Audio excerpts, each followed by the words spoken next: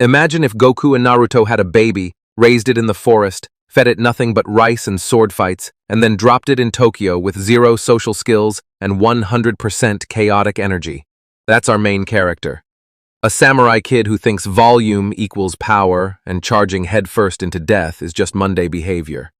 Yeah, buckle up, this one's unhinged. So we kick things off with this wild gremlin child who's literally Tarzan with a katana. This kid lives in the mountains with his dad, fighting bears for cardio and eating more rice than an anime food montage. He's loud, hyper, and has the survival instincts of a brick. But hey, at least he's got ambition. He wants to be the strongest samurai ever. Classic shonen brain rot. Anyway, after catching a ride to Tokyo, because jungle samurai need field trips too, our boy lands in the city and proceeds to have the most what is Wi-Fi meltdown you've ever seen. Culture shock hits him like a truck, almost literally. But he's unfazed because chaos is his natural habitat. In Tokyo, this menace enrolls in school because plot. And within 5 seconds, he's already beefing with the local rich kid, who has major I listen to Beethoven and plot world domination vibes. This dude wears glasses, has perfectly parted hair, and radiates villain energy like he eats evil for breakfast. Turns out, Rich Boy is also a samurai, but instead of goofy bear fights in the mountains, he trained with actual demon energy. One bad mood swing later, and Homeboy transforms into a literal Oni. Horns, fangs, the whole demonic Sephiroth starter pack. Talk about toxic masculinity. So now, our gremlin swordsman is stuck in an anime rivalry with a demon banker's son, who probably runs on generational trauma and cursed blades. Naturally, our jungle boy's response is to yell louder and swing his sword harder. But hey, plot armor exists. And now we've got magic swords entering the chat. These aren't just any swords, though. They're literally like Pokemon with elemental powers. Fire, lightning, wind. If Captain Planet made weapons, it'd be these. Also, his sword sometimes talks. Yeah, you're not hallucinating. It's one of those shows. He starts collecting these elemental swords like infinity stones, and each one comes with more drama, more explosions, and more completely unnecessary midair flips. Like, bro, this is a duel, not Cirque du Soleil. Every Shounen menace needs a squad, right? So here comes the peanut gallery. First, there's the smart girl who's clearly 10x more capable than anyone else, but has to play babysitter because anime logic. Then there's the talking animal sidekick, because why wouldn't a flying bird be part of this? He's there for comedic relief and to get yeeted into walls mid-battle. And finally, the rival-turned-friend character who talks tough, but cries when swords are too spicy. Emotional damage, certified. Together, the least qualified Avengers team ever. And somehow survive deadly demon tournaments, collapsing castles, and literal gods of destruction. Plot armor is strong in this one. Remember that rich demon kid?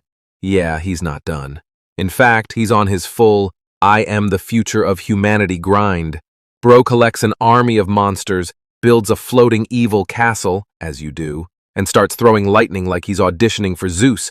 The anime. He's got this energy like he drinks black coffee, listens to classical music, and whispers perish in his sleep.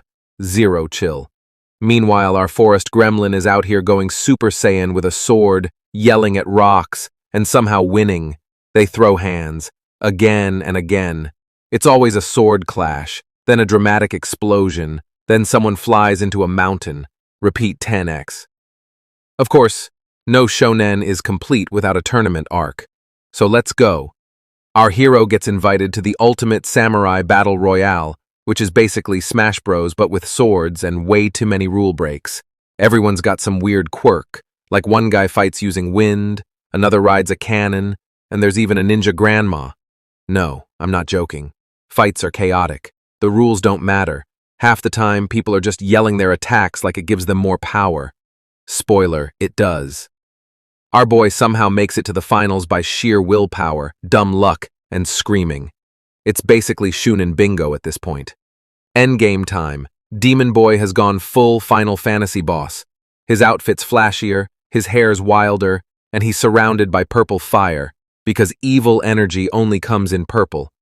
Meanwhile, our rice-fueled mountain child pulls out his final elemental sword, the most OP blade in the series, and the screen goes full Dragon Ball mode. Flying, slashing, yelling, dramatic flashbacks, glowing eyes, emotional piano music. We're checking every anime finale box. In the end, Forest Boy wins, of course, but not by strength. Nope, he wins by being dumber but braver. Truly a shounen classic. You'd think after saving the world from a demon billionaire samurai, our boy would chill. Nope, he's right back to screaming, training, and starting beef with literally everyone. He's like if ADHD became a person and picked up a sword. And Demon Boy? He's still alive.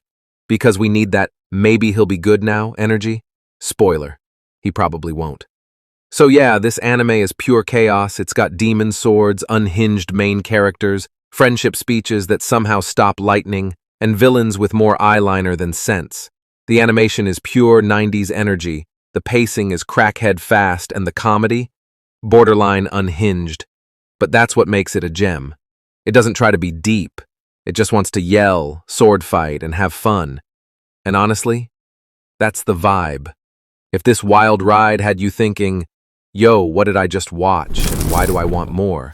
Then smash that like button. Subscribe to the channel. Which anime character do you think would survive 5 minutes with this gremlin? This is Annie Analyze, where we roast anime so hard, even villains get redemption arcs out of pity. Peace.